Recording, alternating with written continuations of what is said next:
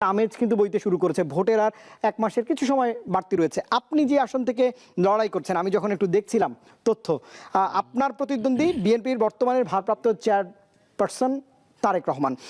এটি আপনাকে ভোটে কতটা বলবো যে প্রতিদ্বন্দ্বিতার ইঙ্গিত দিচ্ছে?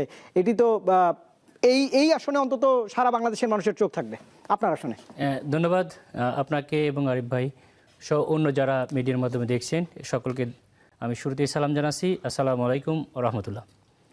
আপনি কোশ্চেন করেছেন যে আমার প্রতিদ্বন্দ্বী উনি একজন দলের চেয়ারপারসন, আমি সেটাতে কেমন ফিল করছি আর কি।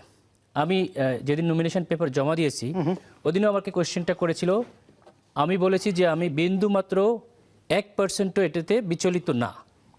তার কারণ হলো বর্তমান জেনারেশন যে বিপ্লবটা হয়েছে, এই বিপ্লবটা কিন্তু হয়েছে পরিবর্তনের জন্য। আধিপত্যবাদ এবং দলীয় যে লেজুড় ভিত্তি এবং পারিবারিক তন্ত্র থেকে মানুষ মুক্তি চেয়েছে। শুধু শেখ হাসিনার ফ্যামিলিতে 50 জন এমপি ছিল, এটা থেকে মানুষ মুক্তি চেয়েছে। আমি মনে করি আমার জনপ্রিয়তায় বারবার তারা চিন্তা করে এখানে নমিনেশন চেঞ্জ করেছে, কিন্তু বর্তমানে তিনি একটা দলের প্রধান, এটা অবশ্যই আমি সম্মান করি। কিন্তু কথা হচ্ছে যে একটা ইন্ডিকেটর তো থাকতে হবে, যেটার মাধ্যমে আপনি একজনের সঙ্গে আরেকজনের তুলনা করবেন। আমি পার্সোনালি ফিল করি যে আমার যে রাষ্ট্রের অবদান আছে সেটার 50% আমার যিনি প্রতিদ্বন্দ্বী উনি চেয়ারপারসন হতে, কিন্তু ওনার নাই। সুতরাং আমি বিপুল ভোটে এখানে বিজয়ী হব। তিনি জনগণের কাছে যেতে পারবেন না, শুধু আমরা কাছে যেতে পারি। জনগণের মনের কোঠায় আমি এখানে চলে গিয়েছি। তেনার যে কোনো দিক থেকে আপনি ইন্ডিকেটর নিয়ে আসেন, শিক্ষাগত বলেন, পেশাগত বলেন, যে কোনো দিক থেকে আপনি একটা মানুষকে যদি ইন্ডিকেটর হিসেবে ভাবেন, যেমন মামদানি আপনারা চিন্তা করেছেন নিউ ইয়র্কে হয়েছে, তিনি নির্বাচিত হয়েছেন। এই আসনে এরকম চমক জাতি দেখতে পাবে ইনশাল্লাহ। আমি পার্সোনালি ফিল করি আমার প্রতিদ্বন্দ্বী আমার দিক থেকে কোনো দিক দিয়ে 50%-এর বেশি তার অবদান নেই। আমি অবশ্যই বিজয়ী হব ইনশাল্লাহ। নিশ্চয়ই, কিন্তু এই হাই ভোল্টেজ যে ম্যাচটি অনুষ্ঠিত হবে আপনার এবং তারেক রহমানের মধ্যে, আমি ম্যাচই বলছি, উত্তেজনাকর এক পরিস্থিতি হবে। এই আসনে ভোট হবে, দেশের মানুষের, আমি যেমনটা বলছিলাম যে চোখ থাকবে। আপনার অনুভূতিও আমি জানলাম, আপনি অনেক কনফিডেন্ট শো করছেন। কিন্তু যখন আপনি জনগণের কাছে যাচ্ছেন, এই আসনের ভোটারদের কাছে যাচ্ছেন, তাদের কাছ থেকে কেমন সাড়া পাচ্ছেন বা বার্তা কি পাচ্ছেন বা তাদেরকে কি প্রতিশ্রুতি দিচ্ছেন? কিন্তু রাজনীতিবিদরা অধিকাংশ সময় যে প্রতিশ্রুতি দেন সেটার বরখেলাপ করেন। আমি পার্সোনালি ডিফারেন্ট। এখন বর্তমান জেনারেশন উইদিন 5 মিনিটসের মধ্যে একটা মানুষ সম্পর্কে তার জীবন বৃত্তান্ত বের করে ফেলতে পারে। সুতরাং তারা দেখবে যে আমার জীবন বৃত্তান্ত, আমি কথায় না কাজে বিশ্বাসী। আমি অলরেডি সেই এলাকার মানুষের কাছে গিয়েছি, প্রত্যেকটা এলাকায় সুবিধা অসুবিধা দেখেছি, মানুষের ঘরে ঘরে গিয়েছি, মানুষের সঙ্গে কথা বলেছি, মানুষের জন্য কাজ করেছি, ভবিষ্যতেও করব।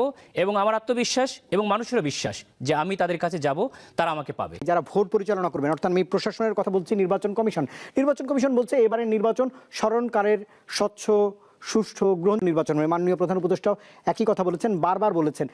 একবার তিনি বক্তৃতাতে জাতির উদ্দেশ্যে ভাষণেও বলেছেন যে মনে রাখার মতো একটা নির্বাচন হবে। আপনি কেমন দেখছেন যখন ভোট পেয়েছেন? প্রশাসনে ফ্যাসিজমের যে প্রভাব ছিল সেটি মুক্ত হতে পেরেছেন কিনা? প্রশাসন নিয়ে আপনি খুশি কিনা? ধন্যবাদ আপনাকে। আমরা জুলাই বিপ্লবের পরে একটি ঐতিহাসিক নির্বাচন চেয়েছি। আমাদের জাতি হিসেবে আসলে আমরা খুবই দুর্ভাগা যে এই জাতির জন্মলগ্ন থেকেই সেই 73-এর ইলেকশন থেকে শুরু করে জাতি এখনও কোনো সুষ্ঠু নির্বাচন পুরোপুরি পায় নাই। এই জেনারেশনের অ্যান্ড্রয়েড যুগে এসে জাতি আশা করেছে যে একটি ঐতিহাসিক নির্বাচন করবে এবং ফ্যাসিস্ট সরকারের ভিতরে প্রশাসন, নির্বাচন কমিশন একটি মাথা উঁচু করে বলা যায় সরকারের মাধ্যমেই ফ্যাসিস্ট সরকার তৈরি হয়েছে, প্রশাসনিক মাধ্যমেই। সেটাকে 5ই আগস্টের পরে আমরা মনে করেছিলাম বিদায় হয়ে গেছে, একটা পর্যায় পর্যন্ত ছিল। কিন্তু 25শে ডিসেম্বরের পর থেকে যে ভোটের যে লড়াই, যে ময়দান আমরা যেটা দেখছি, টোটালি ভিন্ন একটা চিত্র আমরা দেখছি। এই চিত্র যদি চলতে থাকে তাহলে আমি মনে করি আগামীতে নির্বাচন সঠিক টাইমে হবে না। কারণ অত্যন্ত দুঃখ ভারাক্রান্ত ভাবে বলতে হচ্ছে, এদেশের গৌরব সেনাপ্রধানের যোগ্য কৌশল নেতৃত্বে 5ই আগস্টে এদেশের মানুষ রক্তের হোলি খেলা থেকে মুক্তি পেয়েছিল। আমরা খুব দুঃখ ভারাক্রান্তভাবে দেখলাম যে 25শে ডিসেম্বরে যেভাবে এদেশের প্রধানমন্ত্রী, প্রধান উপদেষ্টা যেভাবে প্রোটোকল পায় না, সেভাবে একটি দলীয় প্রধানকে তারা রিসিভ করছে। এই কোনো লেভেল প্লেইং ফিল্ড হয় না। Why this is? তারপরে পুলিশ প্রশাসন কোথায় গুলশানে চলে গেছে, এনএসআই প্রধান চলে যাচ্ছে, যেটা এই সরকার যদি সত্যিকারের কোনো লিয়াজও করে থাকে তাহলে 18 কোটি মানুষের আবেগের সঙ্গে বেইমানি করছে। নির্বাচন কমিশনার প্রধান হাদি ভাই এই জুলাই বিপ্লবে যাদের ত্যাগের বিনিময়ে তিনি এই নির্বাচন কমিশনার হয়েছেন, তিনি বলেন এটা একটা তুচ্ছ ঘটনা হতেই পারে। We are astonished. সে কি বলছে ওই চেয়ার থেকে? সেই আগের সেই নির্বাচন কমিশনারের মতোই হয়ে গেছে। কিন্তু তারা ভুলে যাচ্ছে যারা নির্বাচন 15 বছর আগেও করেছে তাদেরকেই জুতার মালা পরতে হয়েছে।